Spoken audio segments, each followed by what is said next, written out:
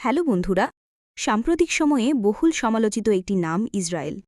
Israel নিয়ে একটি কথা প্রচলিত যে এই দেশ সম্পর্কে তারা যতটুকু জানায় বিশ্ববাসী ঠিক ততটুকুই জানে। ইসরায়েল হল এমন একটি দেশ যেখানে শুধু ইহুদিদের বসবাস, আর ইহুদি হলেই কেবলমাত্র সে দেশের নাগরিকত্ব পাওয়া সম্ভব। এজন্য ইসরায়েলকে প্রমিস ল্যান্ডও বলা হয়। পুরো বিশ্বে 1,70,00,000 ইহুদি বাস করলেও তার মধ্যে শুধুমাত্র ইসরায়েলেই বসবাস করে 90 লাখ ইহুদি। মধ্যপ্রাচ্যের ক্যান্সারও বলা হয় দেশটিকে। ইহুদি জাতিরা মুসলমানদের পুরো উল্টো নিয়মকানুনের অনুসারী, যেমন ইসলাম ধর্মে মদ্যপান হারাম, অন্যদিকে ইহুদিদের জন্য মদ্যপান জায়েজ। আবার উটের মাংস ও চিংড়ি মাছ মুসলমানদের জন্য বৈধ, কিন্তু ইহুদিদের জন্য অবৈধ। আমাদের আজকের ভিডিওতে আমরা জানব সমালোচিত দেশ ইসরায়েল সম্পর্কে বিস্তারিত। ভিডিও শুরু করার আগে অনুরোধ করব চ্যানেলটি সাবস্ক্রাইব করে পাশে থাকা বেল আইকনে ক্লিক করার জন্য।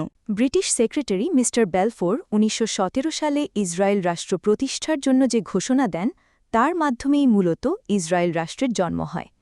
এর মাধ্যমে ব্রিটিশ শাসিত ফিলিস্তিন ভূখণ্ডকে দুই ভাগে ভাগ করে এক ভাগ ফিলিস্তিন এবং অন্য ভাগ ইসরায়েল করার সিদ্ধান্ত নেওয়া হয়।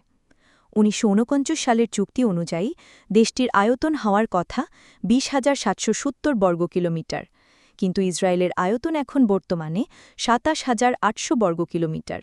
এর রাজধানীর নাম জেরুজালেম। ইসরায়েলের রাষ্ট্রভাষা দুটি, আধুনিক হিব্রু ভাষা এবং আরবি। হিব্রু ভাষার কথা তো সবাই শুনেছেন, কিন্তু আধুনিক হিব্রু বলতে ঠিক কী বোঝানো হয়েছে তা অনেকেই হয়তো বুঝতে পারবেন না। এই ভাষাটি গত ১৯ শতকের শেষ ভাগ পর্যন্ত বিকশিত হয়েছে। বিশ্বে বর্তমানে ১৬১টি দেশ ইসরায়েলকে স্বাধীন রাষ্ট্র হিসেবে স্বীকৃতি দিলেও অনেক মুসলিম রাষ্ট্র এখনও ইসরায়েলকে স্বীকৃতি দেয়নি। আর মুসলিম দেশ হয়েও ইসরায়েলকে স্বীকৃতি দানকারী প্রথম দেশ মিশর। এজন্য আরব লীগ থেকে মিশরকে বহিষ্কারও করা হয়েছিল। বর্তমানে ইসরায়েলের সঙ্গে একমাত্র বন্ধুত্বপূর্ণ মুসলিম দেশ হল সৌদি আরব। সৌদি যুবরাজকে প্রায় সময়ই ইসরায়েলের পক্ষে গণমাধ্যমে বক্তব্য দিতে দেখা যায়। অন্যদিকে নিউজিল্যান্ড খ্রিস্টান প্রধান দেশ হলেও ফিলিস্তিনকে সমর্থন দিয়েছে। তাদের মানচিত্রে ইসরায়েলের স্থানে জায়গা দিয়েছে ফিলিস্তিনকে। স্বাধীনতার পর থেকে এ পর্যন্ত ইসরায়েল ফিলিস্তিনি বিরোধে বাংলাদেশের অবস্থান একেবারেই স্পষ্ট।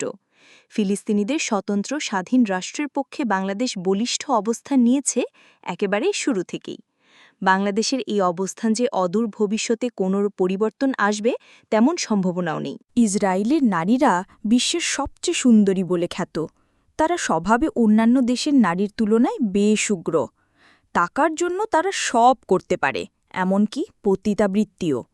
এসব নারীরা বিভিন্ন দেশের ক্ষমতাধর রাজনৈতিক ও প্রভাবশালী ব্যক্তিদের সঙ্গে অবাধে মেলামেশা করার সুযোগ খোঁজেন, মূলত আরব নেতাদের নৈতিকভাবে ধ্বংস করতে এবং ইসরায়েল বিরোধিতার পথ থেকে দূরে রাখতে তারা এই কৌশল গ্রহণ করে।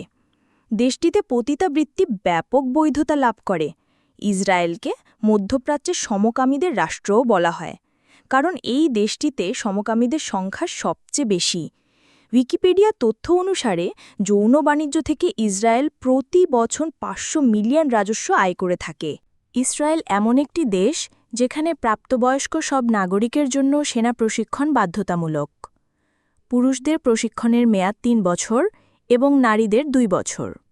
শুনতে অবাক লাগলেও সত্যি যে ইসরায়েলের যতজন নাগরিক রয়েছে ঠিক ততজন সেনা সদস্য রয়েছে।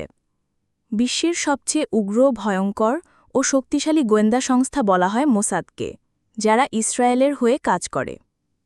ইসরায়েল সামরিকভাবে বেশ শক্তিশালী। পৃথিবীর সবচেয়ে গোপনীয় এবং সবচেয়ে অস্বচ্ছ পরমাণু কার্যক্রম চালায় ইসরায়েল।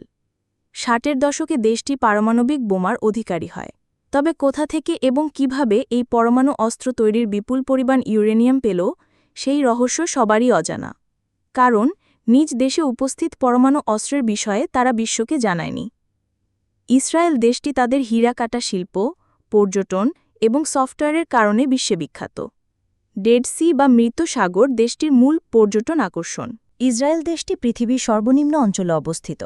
এর সীমান্তে অবস্থিত ডেড সি বা মৃত সাগর সমুদ্রপৃষ্ঠ থেকে ১৫০০ ফুট নিচে অবস্থিত এই মৃত সাগরে সবকিছুই ভেসে থাকে। এই সমুদ্রের পানিতে কোনো কিছুই ডোবে না। আপনি যদি সাঁতার না জানেন আর সে সাগরে ঝাঁপ দেন, তবুও ডোবার কোনো ভয় নেই।